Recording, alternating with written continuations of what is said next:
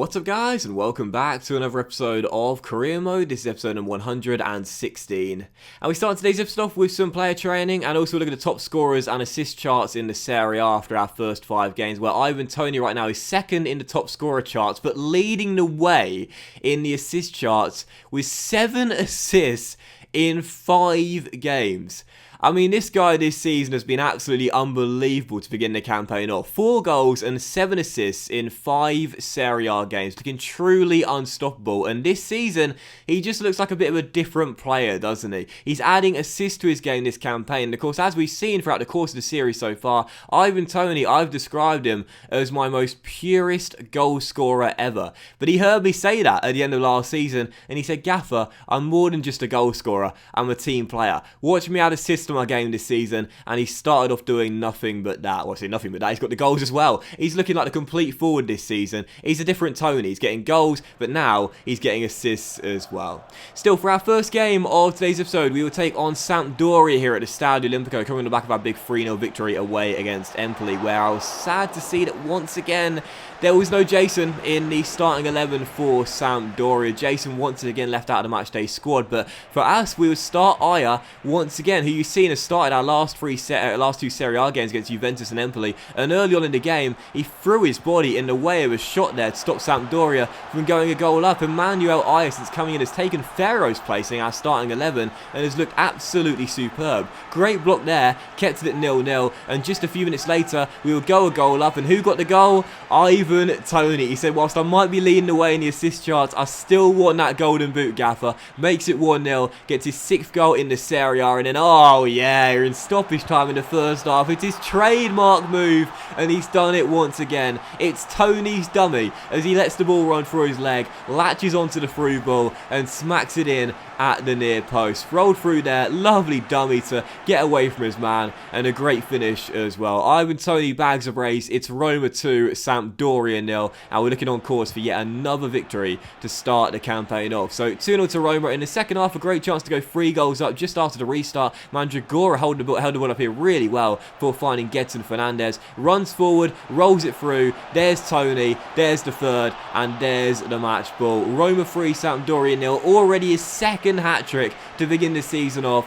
What did I say earlier? New season, different Toney? Nah, new season, same Toney. Same old Toney. Same old reliable Toney. Clinical finish, Toney. Finesse it into the far corner, and it's 3-0 to Roma. What I will say is this: new season, different Roma. We're looking like a different team out there, because this season we're looking much better when going forward and getting goals. Last season it was well documented. We were the lowest scorers in the top 4 in the Serie A by quite some distance. We were only 60 goals scored all season long. But this season we are looking like one of the best offensive units in the Serie A. 3-0 to Roma would become 4-0 in the 81st minute, and what a start to the season for Gedson Fernandez, by the way, constantly getting involved, and lovely to see Ollie Shaw as well get his first assist of the campaign. Took him a while to get one. Toney was saying, when are you going to get your first assist this season, bro? But there it is right there. Ollie with a lovely bit of hold-up play, rolls it across to Gedson Fernandez, and Fernandez drills it in to make it 4. So final score, Roma 4, Sampdoria 0. Already Toney has got 2 match balls in his trophy cabinet, so another one there after a lovely hat-trick, and of course Fernandez getting a goal as well was really nice to see. So Roma 4, Sampdoria 0, and again we just look like a different Roma team this season, and I really like it. You know, last season we struggled in front of goals so much. We struggled to create a lot of chances as well, but this season it's just looking much better. And you know, last season, again, I mentioned it a moment ago, well documented, we were the lowest scorers in the top 4. I'm not letting that happen again, and I was considering changing formation, but clearly that's not what we needed. We just need to change our play style up a little bit. Last season we were too focused, I think, on possession and pass accuracy and knocking the ball around at a slower tempo, but this season we're a lot more aggressive, a lot quicker in our play, and I think that is serving us really well this season. That's why right now we are the top scorers in the Serie A. So Roma 4, Sampdoria 0, and following that you saw our useful monthly report there as we're now into October, and it was time for match day 2 in the Champions League as we would take on Monaco here at the Stadio Olimpico. So the French side coming to take us on. Of course, when the group was drawn a couple episodes ago, I discussed it. I said we should be able to top this group. I feel very confident we'll be able to do that. But I meant no disrespect to the teams we've got in the group at all, because they're all very good teams. Of course, Ajax last season reached Champions League semi-finals in real life. Monaco did that not too long ago either. They're a very good team as well. Dynamo Kiev, again, could have been a tricky tie away against the Ukrainian side as well. So no disrespect to the three teams whatsoever, but I do put us as favourites. But I know the threat the three teams possess. That's why I still pick quite a few strong first 11 players in the game against Dynamo Kiev, and while we only won the game by a goal to nil. And that's why against Monaco here again, we still picked a very strong lineup out there, but Monaco went in front. Great finish there by Dembele, who was sent forward, and the visitors had the lead. So Roma 0, Monaco 1, and in the 32nd minute, Michael Keane, with an amazing goal line clearance there, kept the score at 1-0 as the French side was still leading. And whilst we were looking the better team in the first half, we just couldn't find that equalising goal. Zaniolo, who's been amongst the goals of late, drills that shot-wise. It was still 1-0 to the visitors, and on the stroke of half-time, as Fernandez goes for goal from 25 yards, his curling effort is the crossbar. The rebound is turned in by Toney, but sadly, the goal is chalked off, and rightfully so, for offside, as Toney was quite a few yards there offside. So at the break, it was Roma 0, Monaco 1. And the visitors were in front with 45 minutes in the books here at the Stadio Olimpico. And we were facing the prospect of a defeat on match day 2. So whilst we played good, we just weren't able to take our chances. But in the second half, 9 minutes after the restart, I felt confident if we kept our foot on the gas pedal, we'd find an equalising goal. And we would. And it came through the man that came off the bench at half-time as well. Orsolini in the first half wasn't looking like his usual self. So I brought on Enrico Brignola off the bench, who last season didn't score a single goal for us, but got a handful of assists. Would have started the game off here in the second half. He gets the goal, and his first in a Roma shirt to find the leveller. Makes it Roma 1, Monaco 1 after a lovely knockdown header by Zaniolo, and right from the restart, Monaco surrendered possession. Baray off the bench surrenders possession himself, but Brignola wins it back, rolls it through, and Mandragora completes the turnaround. And in 4 minutes, well, what a quick flashbang that was for Monaco. They were leading by a goal, and then bang, out of nowhere, they're behind by a goal. Great little turnaround there in quick succession. Brignola with the goal and then the assist, and he really changed things off the bench as well. We were playing well in the first half, but the first 11 boys just weren't getting the job done. But when I brought on Brignola,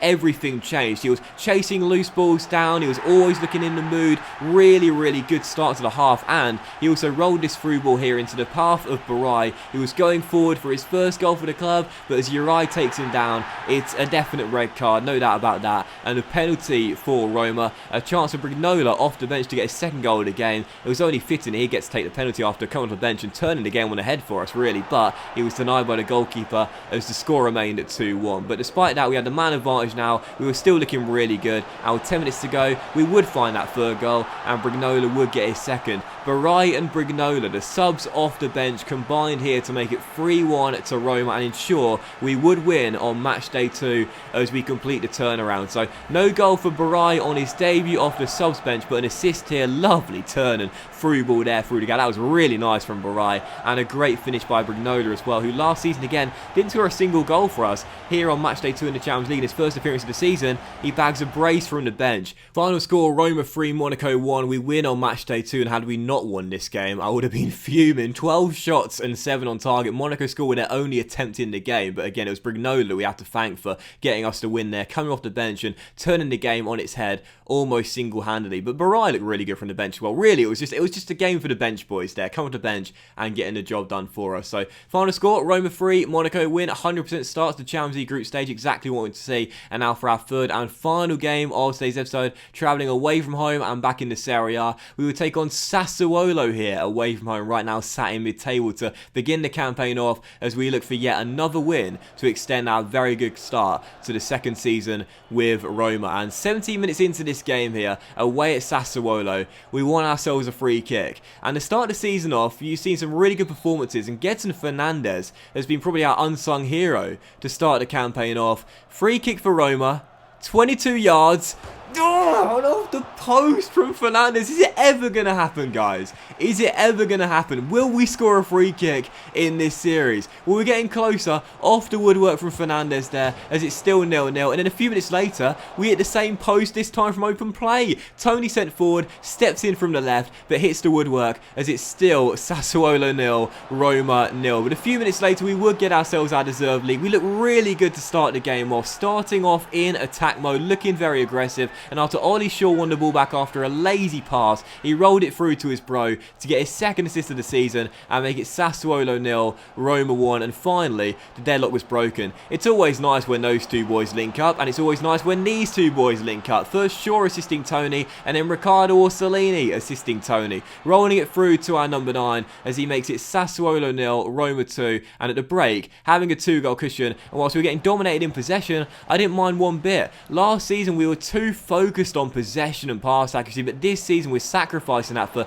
quicker attacks, and we're looking much better when going forward because of that. And 8 minutes after the restart, we'd make it 3. Ivan Toney going for his second hat-trick in 2 Serie A games there. Could have took this ball on himself, but instead, after a lovely step inside and roulette, rolls it through to Riccardo Orsolini and repays his bro after he got the assist from him in the first half there. Great piece of skill by Toney, but still selfless from Ivan there. Lovely through ball, and Riccardo bags his 4th goal in the Serie A this season. He's been superb this year, as we were expecting. So Sassuolo 0, Roma 3, and a few minutes later we will continue to stay in attack mode, show no mercy to our hosts in this game, and we have just scored perhaps the contender for goal of the series as well, and it's the goal against Ivan Toney, his match ball, and again his second hat-trick in 2 Serie A games. Gedson Fernandes wins the ball back, and I love this from Fernandes. Get out of my way, push this man to the floor, then steps over him, sort of like, you know, Allen Iverson on Tyrone Lue all those years ago.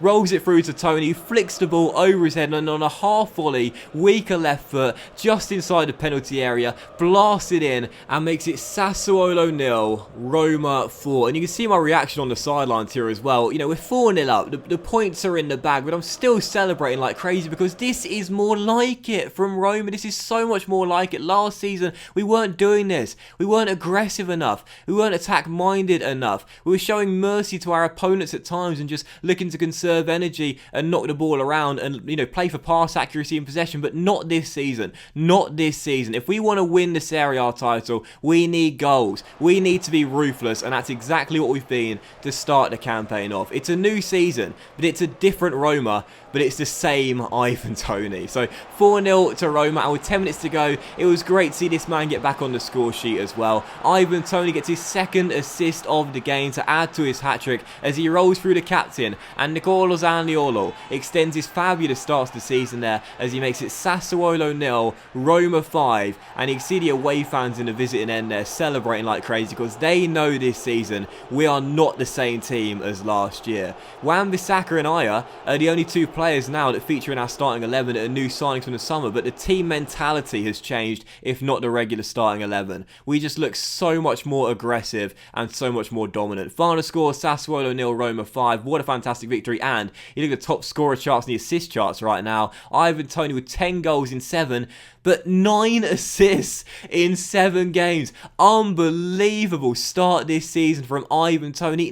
I just want to say that again, 9 assists in 7 games. That is just remarkable for a guy that last season didn't get that throughout the entire campaign. Absolute beastie start for Ivan Toney this season, and what a start for Roma as well. Yes, we already had a defeat away against Bologna in match day 3, but what a response since then. Winning every single game, and that's why right now, heading into the Milan game, we sit top of the table with 19 goals scored in 7 games, and are the top scorers in the Serie A by 5 against the side who we face in the very next game. What a battle that's going to be in the next game. Roma versus Milan at Stadio Olimpico. Do not miss that. It's going to be amazing as the top 2 to start the Serie A season go head to head. So thanks for watching, guys. Have a fantastic day. Much love to you all, and don't miss the next episode, the battle between Roma and Milan, the top 2 in the Serie A, very soon.